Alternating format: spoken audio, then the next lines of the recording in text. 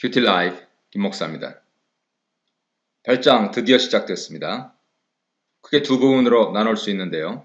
1절 17절은 이미가 강조되어 있고 18절 39절은 아직이 강조되어 있습니다. 8장은 로마서 전반부인 1장으로부터 8장까지 결론이고요. 특히 5장부터 시작된 소망에 대한 결론을 보여주는 장입니다. 예수 그리스도를 믿으면서 사는 사람들의 문제에 대한 해결책을 보여주고 있습니다. 1절 보겠습니다. 그러므로 이제 그리스도 예수 안에 있는 자에게는 결코 정죄함이 없나니 이는 그리스도 예수 안에 있는 생명의 성령의 법이 죄와 사망의 법에서 너를 해방하였습니다. 여기서 나오는 그러므로는 논리의 대전환을 의미합니다. 그리스도 예수 안에서만 죄의 문제를 해결할 수 있는 하나님 은혜가 드러났다 선포하고 있는 것입니다. 육신은 예수 그리스도를 모르고 자기 중심적으로 살아가는 방법을 말합니다. 정죄함은 유죄 선고, 법정 선고입니다. 그리스도 예수 안에 있는 사람은 이 선고를 받지 않습니다. 그리스도께서 우리를 위해 율법이 요구하는 것을 완수해 주셨기 때문입니다. 3절입니다. 율법이 육신으로 말미암아 연약하여 할 수 없는 그것을 하나님은 하시나니 곧 죄로 말미암아 자기 아들을 죄 있는 육신의 모양으로 보내어 육신의 죄를 정하사 육신을 따르지 않고 그 영을 따라 행하는 우리에게 율법의 요구가 이루어지게 하려 하심이니라. 예수 안에서 해방이 일어나게 된 근거를 제공하고 있습니다. 율법이 육신 때문에 약해져서 하나님 원래 의도하셨던 의와 생명을 주는 기능을 직접 해주셨는데 그 방법이 바로 자기 아들을 세상에 보내신 것이죠. 벌써 창세기부터 예언된, 예정된 그러한 내용이었던 것입니다. 예수님은 육신 안에 도사리고 있는 죄를 정죄하셨습니다. 어떻게 하셨나요? 육신의 모양을 입은 하나님의 아들이 희생될 수밖에 없는 방법을 통해서였습니다. 빌립보 2장에 잘 나와 있지요. 예수님의 몸이 십자가에 못 박힐 때 죄는 자기가 원하는 것을 하나님 아들에게까지 그 죽음을 이루었다고 생각했지만 육신의 모양을 가졌던 예수님께서 죽으셨을 때 육신이 정죄당했고 그 안에 갇혀있던 죄도 육신과 함께 정죄당한 것입니다. 예수님은 죄의 싹, 사망을 다 들어주셨을 뿐만 아니고 죄가 가장 큰 무기로 자랑하며 사람들을 두려움에 떨게 했던 그 사망을 부활로서 깨뜨려버림으로 죄의 능력을 무력화시키신 것입니다. 하나님께서 그렇게 하시던 목적은 바로 우리 안에서 율법이 요구하는 것이 이루어지는 것을 하기 위함이셨습니다. 5절입니다.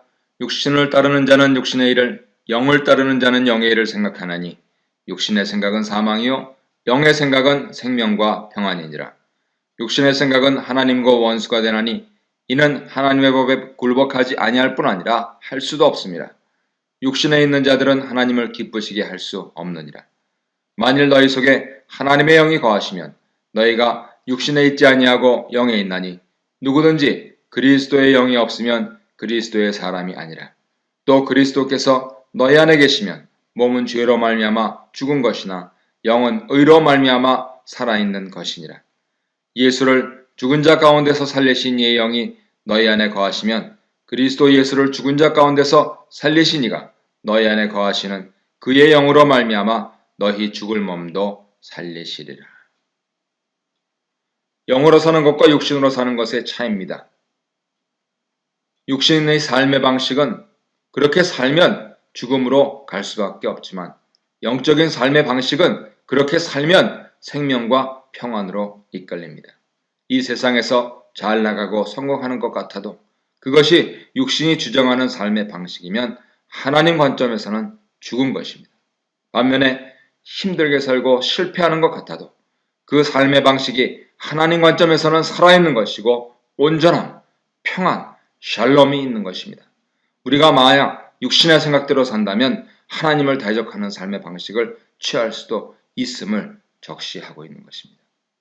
그리스도 안에 있다면 우리는 육신이 아닌 영 안에 있다고 사도 바울은 선언합니다. 비록 우리가 죄로 인해 죽을 수밖에 없는 몸, 그 몸을 가지고 살아가는 것이 현실이지만 우리에게 소망이 있기 때문입니다. 이 소망은 하나님이 마지막에 우리의 죽을 몸도 살리셔서 그리스도의 부활에 동참케 하시는 것입니다. 12절 보겠습니다. 그러므로 형제들아 우리가 빚진 자로 돼 육신에게 져서 육신대로 살 것이 아니니라. 너희가 육신대로 살면 반드시 죽을 것이로되 영으로서 몸의 행실을 죽이면 살리니 무릇 하나님의 영으로 인도함을 받는 사람은 곧 하나님의 아들이라.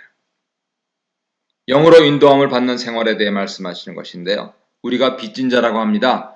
육신에 진 것이 아니고 영에 져서 따라서 육신을 따라 살 필요가 없고 영에 따라 살게 된다는 것입니다. 사실 이 말씀은 출애굽기에 관련되어 있는 것인데요. 출애굽해서 더 이상 노예 생활을 하지 않아도 되는데 자꾸 돌아가려고 했던 것을 상기시키면서 이스라엘이 구름 기둥과 불 기둥으로 인도받았던 것을 연상시키면서 전에는 죄의 노예로 살았지만 이제 신분이 바뀌었다 하는 것을 선언하고 있는 것입니다. 15절입니다. 너희는 다시 무서워하는 종의 영을 받지 아니하고 양자의 영을 받았으므로 우리가 아빠 아버지라고 부르짖느니라. 성령이 친히 우리의 영과 더불어 우리가 하나님의 자녀인 것을 증언하시나니 자녀이면 또한 상속자 곧 하나님의 상속자여 그리스도와 함께 한 상속자니 우리가 그와 함께 영광을 받기 위하여 고난도 함께 받아야 할 것이니라. 새로운 신분은 바로 하나님을 아빠 아버지로 부를 수 있는 하나님의 자녀됨입니다. 자녀가 갖는 모든 특권을 가지게 된 것입니다. 성령이 우리의 영혼과 함께 우리가 하나님의 자녀, 공동 상속자로서 하나님께서 준비하신 유업, 영광, 즉 그리스도께서 이미 경험하신 그 부활을 받게 된다 하는 것을 말씀하십니다. 그러나 그 영광에 들어가기 위해서는 그리스도께서 먼저 받으셨던 고난도 함께 받아야 하는 것이 현실입니다.